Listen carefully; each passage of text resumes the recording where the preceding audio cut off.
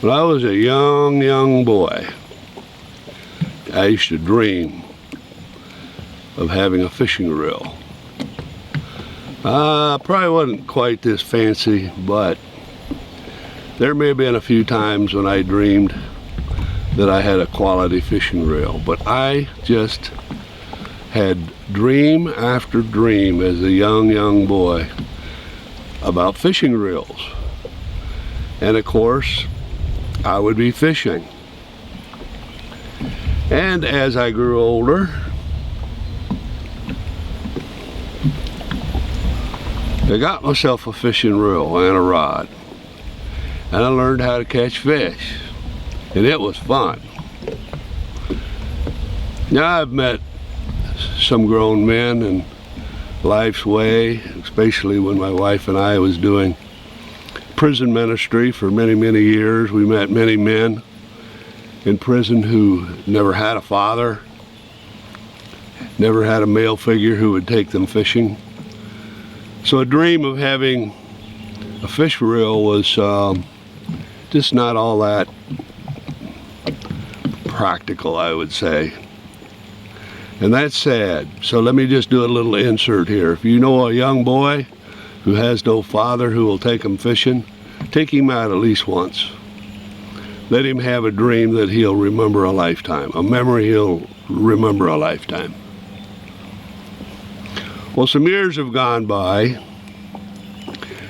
and I got tired of fishing. If the fish weren't biting, I wanted to go exploring, so I would explore anything around the body of water that was there just to look and see what was going on. And catching fish got old, and exploring was exciting and new, and every boy likes to explore. Of course, young girls like to explore too. Older girls like to explore.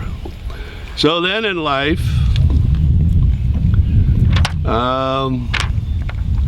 fishing became less and less important. Though there were times when it was a great getaway from the stress and routine of life.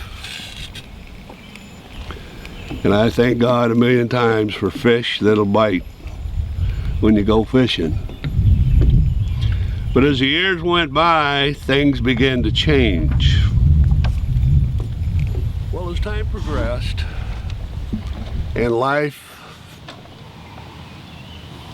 was lived with a lot of turmoil, a lot of stress on the job, issues of life, finances, all of that time, through the many years, I wondered, is there a God? If there's a God, who is this God? How could a person get to know this God? I had a lot of questions about God, as many people do. And fast forward the clock of time, God supernaturally manifested himself to me in a moment of time. I'll provide a link for that over in the description section for anybody who wants to read about that in detail. But out of that,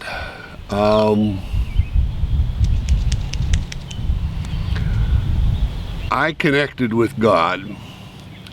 And with that connection, I had a desire to get to know God above all else in this life, and what to do to please him, if I could. And so in time, I began to read the Bible, and I began to read about the Apostle Peter before he was even an apostle, where he had a fishing business. That's what he did as a livelihood, feed his family and make a little extra money, sell to buy the things of life that he needed. And so along comes Jesus, and Jesus says, "Come, Peter, follow me. I'm going to make you a fisher of men." And so Peter gave up his fishing business for fish and began to become a spiritual fisherman, as the other 11 apostles did, as the disciples did. And so myself, I looked in this Bible, and it says, "Go into the whole world and make disciples of all men. And so putting some of those key scriptures together, I came to the understanding that God would be highly pleased if I would spend less time trying to catch a bigger fish, spend less time trying to get a better golf score, spend less time trying to get a bigger buck, deer, and go fishing for souls. I didn't have to, but he put a desire in my heart to want to. And many years later, as I enter into the final years of my life, I'm almost 79 now as of this filming. The health has and is deteriorating. I just can't do what I used to do, so every day God gives me, I want to somehow make it count for His glory. God has given me this fish bait. Okay, maybe you've seen it, maybe you haven't. It's called Jesus Did It.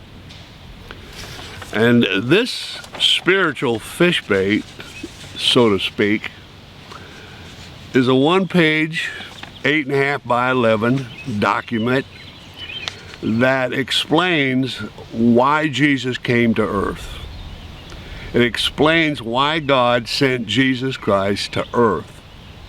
Well, if you're not sure why He did that, again, I'd like to encourage you to go to the description section, and there's a link to explaining this on the internet.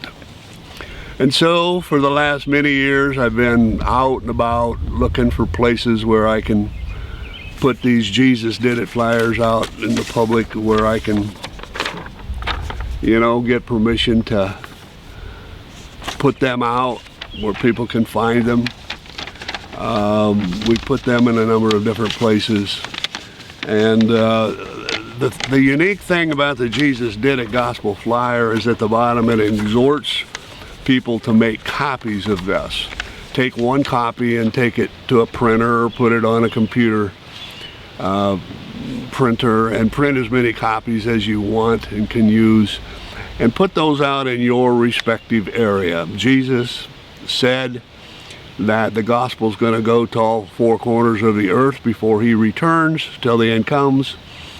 And so He's looking for His people to realize the importance that a lost soul means more to God than all the big fish I could ever catch, all the big bucks I could ever shoot, all the perfect golf games I could get, or bowling games, or any other thing that we aspire to be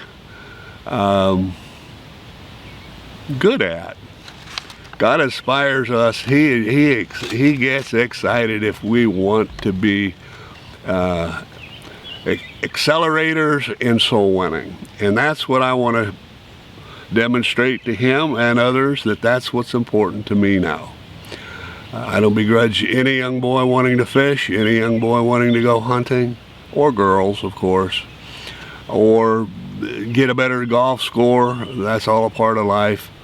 But I hope and pray that for those of you listening, that as you take inventory of the value of all the time and money spent on those issues, not one soul will be redeemed, snatched out of the pit of hell and allowed to go to heaven when they die. And so Jesus came down to earth to keep people from going to hell, and provided the way for them to freely get to heaven. And I pray that you will be serious about giving your life to that purpose, because there's no greater purpose.